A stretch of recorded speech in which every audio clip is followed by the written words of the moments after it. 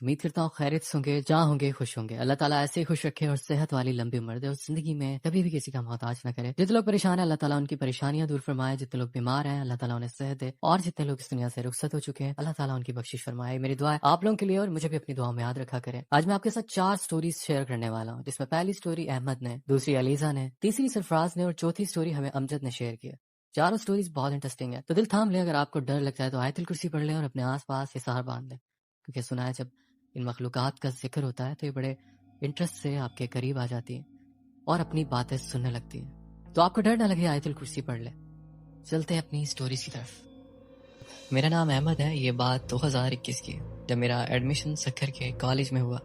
میں کالج کا نام ظاہر نہیں کرنا چاہتا، خیر ایڈمیشن تو مل گیا، لیکن مسئلہ رہائش کا تھا، کیونکہ میں گاؤں سے شفٹ ہو کر کسی ہاسٹل میں آنا چاہتا تھا۔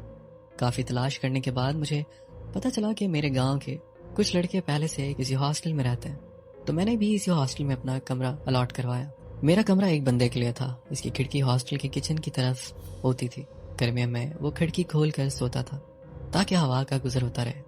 سب کچھ نارمل چلتا رہا، لیکن ایک رات سوتے وقت مجھے محسوس ہوا کہ کوئی مجھے کھڑکی سے دیکھ رہا ہے۔ دیکھنے کی کوشش کی تو مجھے وہاں کچھ نظر نہیں آیا، اور میں نے فوراً کھڑکی بند کر کے سو جانے کی کوشش کی۔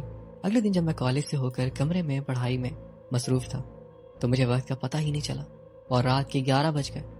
میرے گاؤں کے لڑکے جو ہاسٹل میں رہتے تھے وہ میرے کمرے میں آئے اور کہنے لگے کہ آپ ہمارے ساتھ باہر گھومنے چلو، ویسے بھی آپ اکیلے بور ہو گئے ہوں گے۔ میں نے ان کو ہاں کر دی اور کہا کہ چلتے ہیں۔ ویسے بھی میں سکھر میں نیا تھا تو مجھے سکھر ایکسپلور کرنا تھا اور ذہن کو تازہ کرنا تھا۔ خیر ہم نکل گئے سکھر سٹی کی طرف گھومنے۔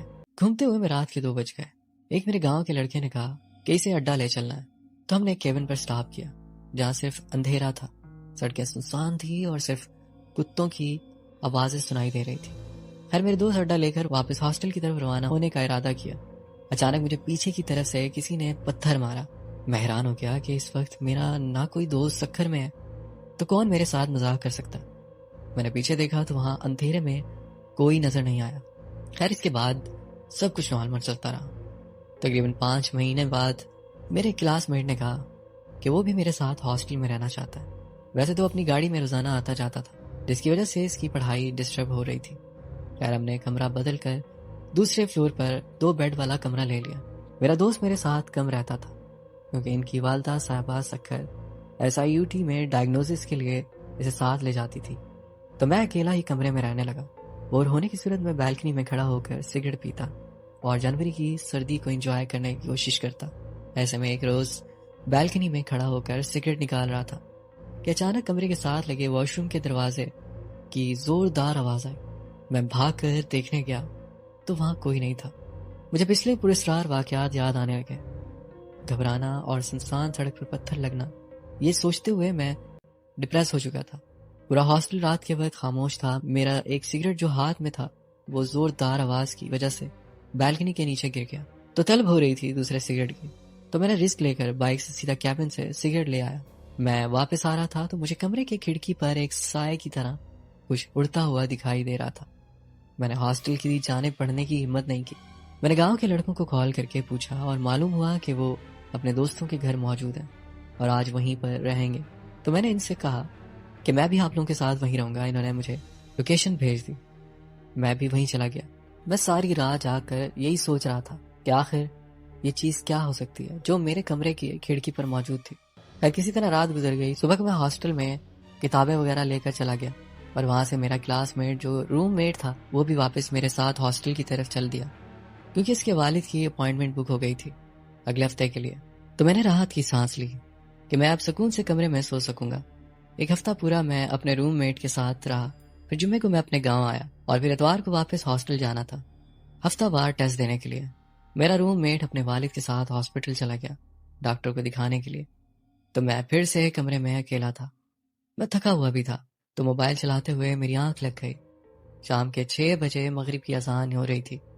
نیند کی شدت اتنی تھی کہ آنکھ ہی نہیں کھلی۔ اس کے بعد جو مجھے منوسیت محسوس ہونے لگی، جیسے کوئی اوپر کھڑا ہے لیکن میری آنکھوں اور جسم مفلوج ہو گئے ہوں۔ کوشش کر کے آیت الکرسی پڑھ کر میں نے آنکھ کھولی تو میرے سامنے بلیک کلر کا شیڈو چھت پر نظر آ رہا تھا، تو ایک دم اٹھ کر کھڑا ہو گیا اور پسینے سے بھیگ گیا۔ تو رات کے 8 بجے میں مزے سے ڈنر کر کے عشاء کی نماز پڑھنے کے لیے روانہ ہو گیا. وہاں نماز ادا کر کے سگریٹ لے کر سیدھا ہاسٹل کی گیٹ سے داخل ہوا. تو مجھے ایسا لگا کوئی چیز میرے اندر چھاتی پر زور لگا رہی ہے. میں سیدھا اپنے گاؤں کے لڑکوں کے کمرے میں داخل ہوا اور وہیں پر سگریٹ وغیرہ بھی پی کر بات چیت کر کے موڈ تبدیل کر کے میں اپنے کمرے کی طرف آ گیا اور سو گیا. سوتے وقت مجھے محسوس ہوا کہ میرا اٹیچ واش روم کا دروازہ کھلنے کی آواز آ رہی ہے. تو میں نے کمبل اپنے سر سے ہٹا کر دیکھا تو وہاں دروازہ بند تھا اور رات کے 3 بج رہے تھے. تو مجھے نیند نہ آنے کی وجہ سے سگریٹ کی طلب محسوس ہونے لگی. تو میں نے سگریٹ جلایا اور سیدھا بیلکنی کی طرف بڑھا اور سگریٹ پیتا رہا. جیسے ہی میں نے بچی ہوئی سگریٹ بیلکنی طرف پھینکی تو مجھے کسی کے سانس لینے کی آواز میرے پیچھے بیلکنی سے آنے لگی. تو میں نے جھک کر دیکھا تو میرے پیروں تلے زمین نکل گئی کہ وہ کوئی بلیک کلر کا بندہ نما چیز میرے مالک کے بکرے کا گلا موڑ کر میری طرف دیکھ رہا. تو جلدی سے اپنے کمرے میں جا کر بیٹھ گیا. مجھے سانس لینے میں بھی مشکل ہو رہی تھی اور کمرے کے باہر قدموں کی آواز آنے لگی جیسے وہ اپنی فوج لے کر باہر کھڑا ہے. مجھے ایک وظیفہ یاد آیا جو میں نے یوٹیوب پر کسی مولوی صاحب سے سنا تھا. تو میں نے اس کا ورد کرنا شروع کر دیا. تھوڑی دیر بعد باہر قدموں کی آواز آنا بند ہو گئی. میں فجر تک یہ ورد کرتا رہا. پھر اسی دن میں نے ہاسٹل چھوڑ کر واپس اپنے گاؤں آ گیا اور آج تک اس میں مخلوق کا احساس ہوتا ہے. میں وظیفے کر کے سکون پاتا ہوں. یہ میری کہانی ہے.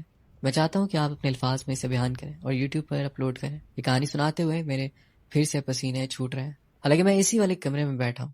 امید کرتا ہوں آپ کی اسٹوری اچھی لگی ہوگی.